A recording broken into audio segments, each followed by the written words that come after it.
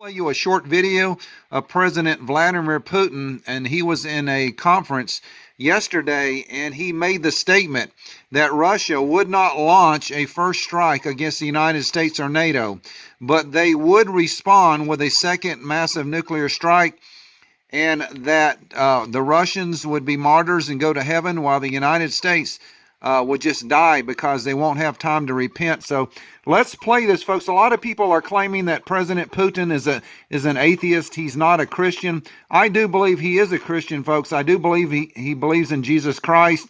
He is only trying to protect his country and his national security.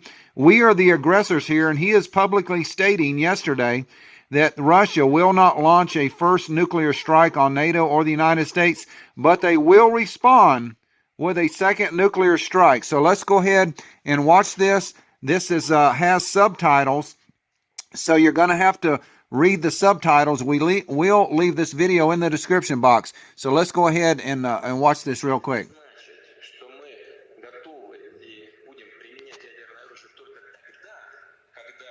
Удостоверимся в том, что кто-то, потенциальный агрессор, наносит удар по России, по нашей территории. Ну, никакой тайны вам не расскажу. У нас ведь создана система, и мы ее совершенствуем постоянно, она нуждается в совершенствовании. Система СПР, система раннего предупреждения ракетным нападением. То есть эта система фиксирует в глобальном масштабе, какие старты стратегических ракет из Мирового океана, с какой-то территории произведены. Первое. И второе, они определяют траекторию полета. Третье, района падения головных частей ядерного оружия. И когда мы убеждаемся, а это все происходит в течение нескольких секунд, убеждаемся, что атака идет на территорию России, только после этого мы наносим ответный удар. Это ответно-встречный. Почему встречный? Потому что летят к нам, а навстречу полетит в сторону агрессора. Конечно, это катастрофа всемирная. Но я повторяю, мы не можем быть инициаторами этой катастрофы, потому что у нас нет превентивного удара. Да, в этой ситуации мы как бы ждем, что в отношении нас кто-то применит ядерное оружие. Сами ничего как бы не делаем. Ну да, но тогда агрессор, он все равно должен знать, что возмездие неизбежно, что он будет уничтожен. И, ну что же, а мы жертвы агрессии. И мы как мученики попадем в рай. А они просто сдохнут. Ну, потому что они даже раскаяться не успеют. So this is the video that President Vladimir Putin they just put out, folks. So Putin is saying that Russia will not launch a first nuclear strike. So if nuclear war happens, it will be the United States and NATO that starts it, not Russia. That is what Russia is stating publicly. This is President Putin. He has just made the statement. You can watch the video yourself, that Russia will not launch a first nuclear strike, but they will respond and destroy the enemy. So all of you guys that want to badmouth Putin and say he's going to destroy the world, it will be NATO and the United States who launch a first nuclear strike, and Russia says they will respond and destroy the enemy. Or actually, this afternoon, it is January the 26th, 2022. We do have a lot of new breaking news for you guys, and it doesn't look like it's too good. But we can always hope for peace, folks, in the midst of war preparations. A lot of things have been going on. So the biggest breaking news story is that the U.S. ambassador to Russia has delivered the written responses. Let's go ahead and get you caught up on that first, and then we will give you the other news. If this is your first time here to our broadcast, please hit the notification bell and the subscribe button, and hopefully YouTube will notify you of our upcoming broadcast. So this is the moment of truth we've been waiting for, folks. This is we've been waiting on this for over a month. The United States has finally delivered to Russia the written responses for Russia's request to work out a peace treaty, to negotiate this, to de-escalate the situation. And unfortunately, early word has come in that the answer is no. So this is coming in from RT Television. Russia receives the U.S. response to security proposals. Envoy delivers American and NATO reactions to the Russian offer. My dream today is January 4th, and I dreamt that I was,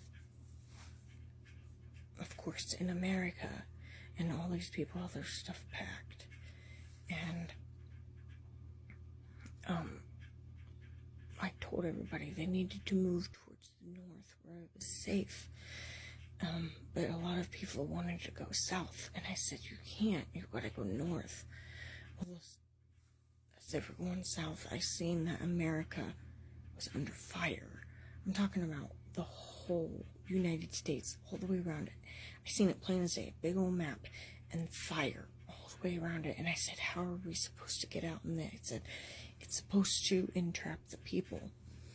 So I said, okay, we gotta figure it out. So they were all lined up in a line, and it was like they were marching.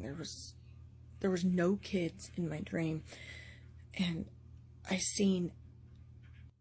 was a leader, and people were trusting me, and I told them we have to go to Moscow.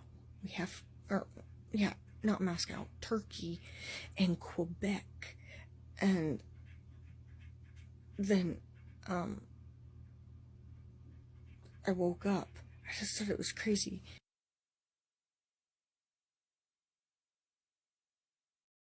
Dreams.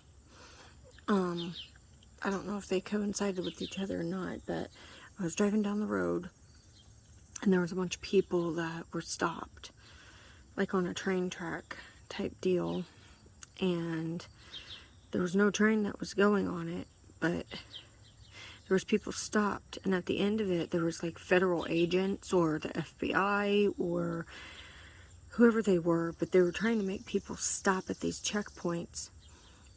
Beyond that, and they were causing like big cyclones in the sky. Well, I guess it was all-American war that broke out, and I was trying to get to safety, but at the same sense, I was so excited. I wanted to record what was going on because I thought it was a tornado. Well, when in reality, it wasn't a tornado, it was war. It was nuclear war, an atomic bomb, and they shot across the sky like this. And then afterwards, everybody, like my family, my kids, all them, they was in this building, and I had to try and make it back to them. But I was not able to be seen, otherwise I'd get in trouble and I'd be drafted into this war thing. I didn't want no part of it, so I had to turn around and try and seek safety. And it was almost as if I was on a broadcast. So yeah. Okay, and like I said, this dream was just crazy because I kept thinking it was a tornado that was touching the ground, and it wasn't. It was cyclones, literally, because of the missiles and stuff. And then it switched scenes to where I was at my brother-in-law's and sister-in-law's, Jeffrey and Ashley's, and I was sitting there visiting with my nieces and stuff, and I noticed that they had small little piles of stuff on the counters. And I was talking to Jeffrey, and I was like, oh, so you guys are getting stocked up? And he said, I don't even know what you're talking about. So I'm sitting there talking about the financial collapse and food deprivation and things that's about to happen. And he was just like, oh, I don't know nothing about that. You'd have to talk to Ashley. Well, then I was trying to, I don't know what the heck I was trying to do, but I needed it as a Ziploc bag. And I asked if I could get my nieces one weekend so that we could do some art stuff. And Ashley's like, yeah, the Ziploc bags are in the basement, the smaller ones. So I was like, oh, okay. Well, then I walk over into their living room, and Alana, she's like almost 7. But in my dream, she was still that age, but small enough to be in like a little exerciser. And she was facing a white wall, and there was a radio that was sitting right there. And somehow, some way, I gave Ashley all my Christian music, and she was listening to this Christian music. And I told her, I said, oh, so you got stocked up. She goes, yes, because I know it's coming. And then I woke up. I felt so good. My dream today is January 4th, and that I was, of course, in America, and all these people had their stuff packed. And I told everybody they needed to move towards the north where it was safe. But a lot of people wanted to go south, and I said, you can't, you've got to go north. Well, as they were going south, I seen that America was under fire. I'm talking about the whole United States, all the way around it. I seen it plain as day, a big old map, and fire all the way around it. And I said, how are we supposed to get out? And they said, it's supposed to entrap the people. So I said, okay, we got to figure it out. So they were all lined up in a line, and it was like they were marching. There was no kids in my dream, and I was a leader, and people were trusting me, and I told them we have to go to Moscow. Not Moscow, Turkey and Quebec. And then I woke up. I just thought it was crazy.